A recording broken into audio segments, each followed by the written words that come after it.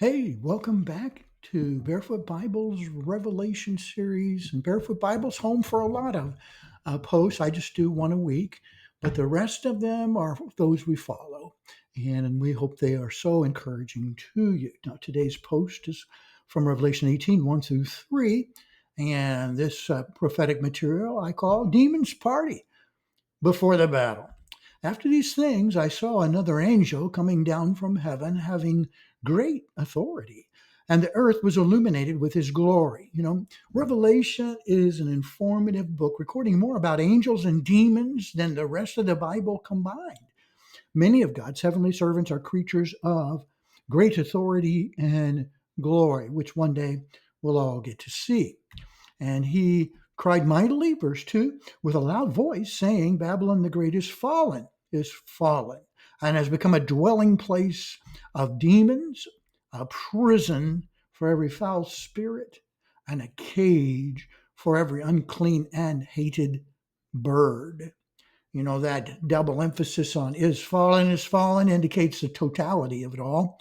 And back in chapter 9, the release of about 200 million demons was prophesied. See chapter 9, verse 13 through 16. Satan and his forces will be defeated. Satan will be banned from heaven, and they all will be cast down to the earth. Revelation 12:9. Imagine in your mind, pick a city, a single city, and I don't want to name a city because then I'll be definitely slamming some other city today.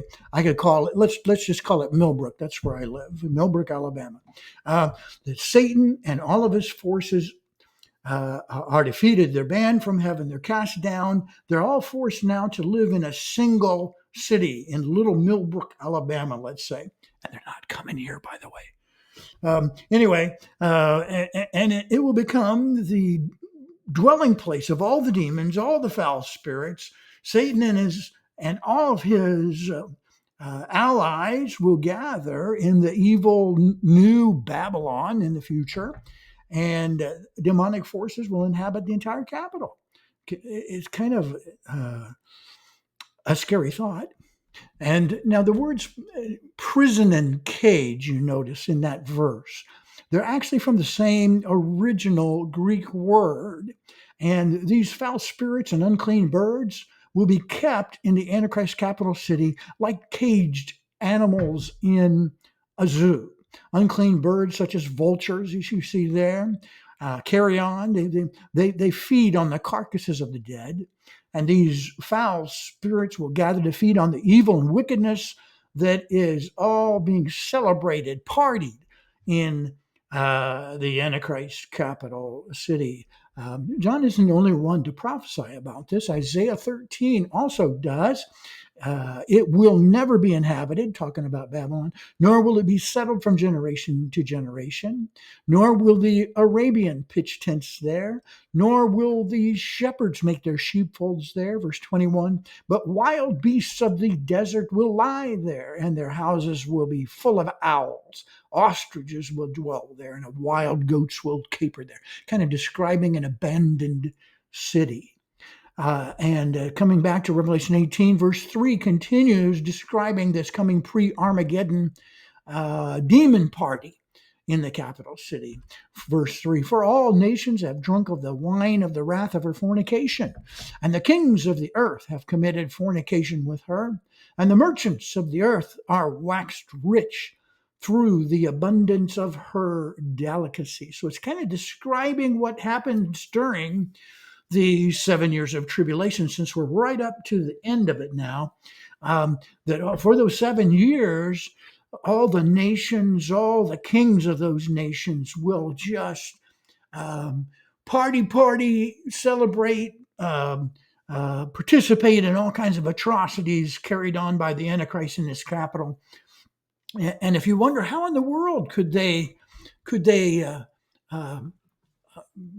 continue, to participate in such globalist disaster.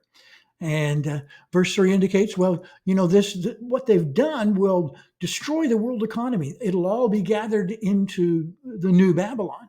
Severe food shortages and supply chain delays of every sort, and famine and starvation would be typical for the average person, although not for the kings, not for those celebrating. They're going to be known for their gluttony and the public immorality of all those participating with this spiritually fallen kingdom who will be running the world at that time. So don't be scared now. If you're a believer, you're not part of any of this. Many stages of judgment are likely to take place on earth and make life very difficult. And Satan is going to control all that's bought and sold. That'll undoubtedly cause the shortages and famine. And then, despite of that impact on the average person, do you think the Antichrist will care that he's causing that? No, he will just continue to party as Belshazzar partied in the capital city of Babylon in his day until he was slain and the entire city of Babylon fell in one night. Interesting biblical prelude to what's coming for the Antichrist in his kingdom. You think it stopped Satan? He's read the Bible.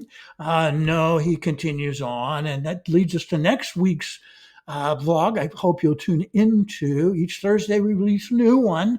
And next Thursday we'll cover verses 4 through 8 of Revelation 18. I'm calling it, Will Satan's Kingdom Fall? We're going to review that question together and answer that question. He never gives up. He won't quit. He'll continue to deceive the world even to the day he's thrown into the bottomless pit. Why? And we'll look at it next week. Thanks for joining us today. I hope these explain the challenging book of Revelation, the last book of the Bible, the prophecies of the end times. You do need to understand them. God bless you in your studies.